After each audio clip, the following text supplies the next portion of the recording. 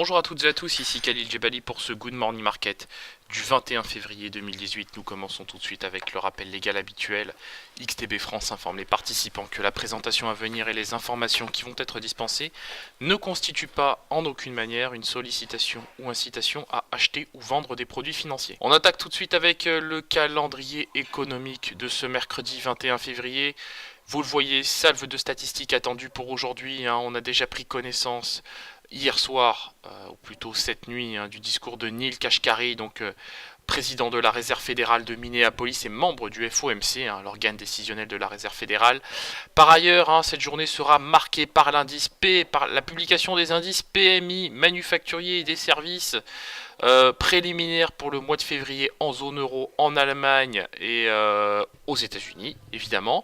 On n'aura pas cette statistique du côté de l'Angleterre. En Angleterre, la séance sera véritablement dominée par la publication des chiffres du chômage pour le mois de décembre et surtout le discours du chairman, de Mark Carney, et surtout aussi la publication du rapport sur l'inflation. Donc ça, c'est quelque chose qui va très clairement dominer la séance du côté de la livre sterling. Donc toutes les paires qui cotent contre la livre sterling vont subir de forts mouvements d'achat ou de vente. Tout dépendra évidemment de ce que nous dira le chairman de la Banque centrale.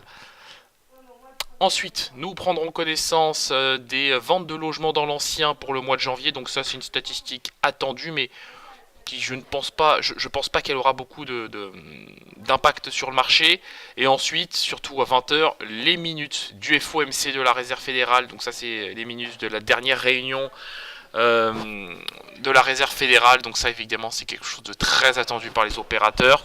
Je tiens à rappeler que ce sera les minutes qui relateront la dernière réunion de politique monétaire présidée par Janet Yellen.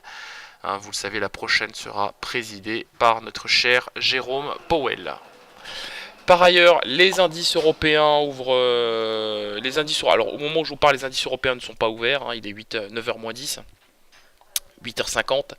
Donc les indices, les futurs évoluent en ordre dispersé. J'ai le DAX 30 qui évolue en territoire négatif, mais j'ai un CAC 40 qui lui évolue en territoire positif. Pareil, j'ai un Eurostock 50 aussi qui évolue en territoire négatif au même titre que l'IBEX espagnol, l'IBEX 35 espagnol. Du côté des futurs américains, il n'y a pas grand chose à dire, tout est dans le vert et même la volatilité, vous voyez.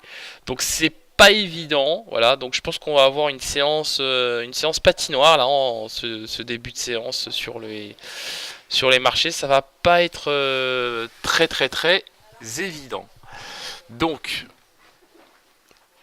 on attaque tout de suite avec l'analyse de la paire euro-dollar. Donc l'actif évolue toujours en tendance baissière sous le niveau des 1,2330.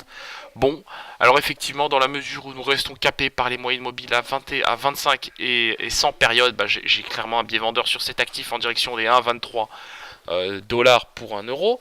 Maintenant, si le DAX 30 continue de perdre du terrain, je pense que ça pourrait apporter du catalyseur à l'euro, des catalyseurs à l'euro. Alors l'autre élément évidemment, c'est les taux, d'accord? C'est l'évolution des rendements obligataires, vous le savez, donc ça c'est véritablement le driver qui dicte la tendance depuis le début de l'année sur les indices.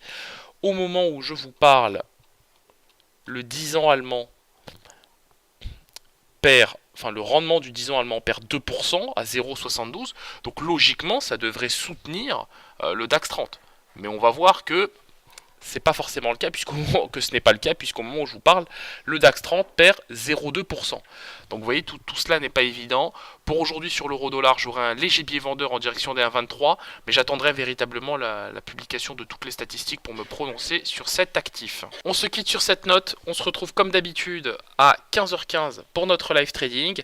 Donc vous aurez quelques signaux publiés sur le site XTB tout à l'heure, dans la matinée.